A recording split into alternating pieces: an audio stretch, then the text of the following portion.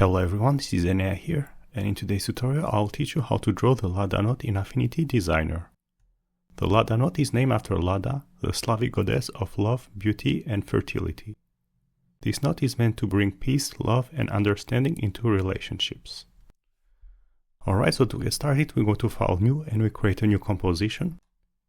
We give it 2000 by 2000 pixels in dimensions and we click on Create.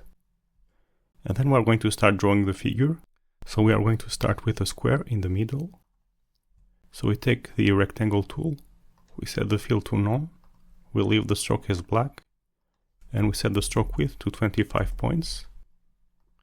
And then, starting from the middle of the composition, and we're holding Ctrl and Shift to expand from the center and keep the 1:1 proportions, we go ahead and we create a square of around 750 pixels. And then we select it with the Move tool. So for this figure we are going to need sharp angles at the corners. So in order to do that, we go to the Stroke panel and we set the Join to Meter Join. And this creates the sharp angles that we need. And then we are going to draw the circle. So we take the Ellipse tool. And then starting from the middle of the composition and while holding Ctrl and Shift to keep the 1:1 proportions and expand from the center, we go ahead and we create a circle whose inner extremity matches the outer extremity of the square here at the angles. And if you didn't get it correctly the first time, we can take the Move tool and readjust it while holding Ctrl and Shift. And then we're going to need to create the thin ellipses. So these ellipses are going to be of 1 to 3.3 aspect ratio. So the way to create them, we take the Ellipse tool again, and we go ahead and we create an ellipse.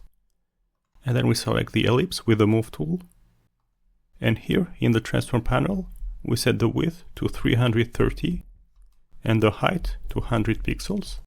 So this creates an ellipse of 1 to 3.3 aspect ratio. And we take the ellipse with the Move tool and we center it in the middle of the composition. And then we expand it while holding Ctrl and Shift to expand from the center and preserve the ratio until its outer extremity matches the inner extremity of the circle.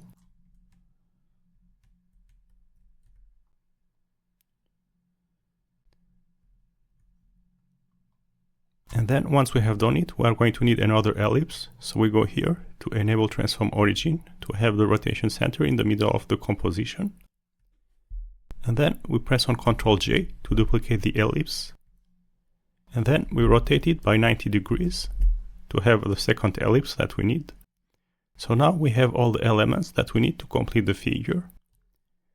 So we press Ctrl A to select all the elements. And then we go to Layer, Expand Stroke. So what this does is that it converts the stroke objects into fill. So now the objects are fill only. We need to do this before we start connecting the object with the Shape Builder tool. And lastly, we press Escape to unselect the objects and we go here to the Color panel. We set the stroke to none and the fill to black. We also need to do this, otherwise the program is going to add a stroke when we connect the objects. And then we press Ctrl A to select all the elements. We take the Shape Builder tool. We set the action to plus. And we are going to connect the parts that we need connected together. So we connect the part here on the square. Then these parts here. Then these parts here. And then these parts here. And then we connect the parts here on the thin ellipses.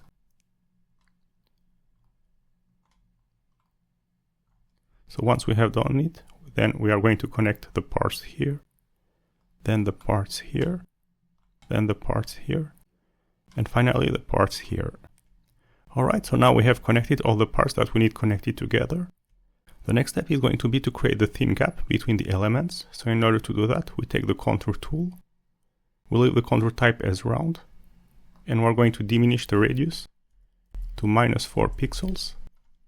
And as you can see, this creates the thin gap that we need for the figure.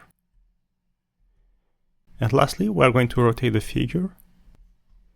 So here in the Transform panel, we set the rotation angle to 45 degrees. And this positions the figure in the way that we need it. And lastly, we can add a bit of color. So I set the color to a dark brown and also add a bit of noise to it. Alright, so that was it for this tutorial. You learned how to create the Lada Knot in Affinity Designer. I hope you've enjoyed this tutorial and learned something from it. If you did, don't forget to like and subscribe for more Affinity Designer tutorials in the future. And until then, see you next time. Bye.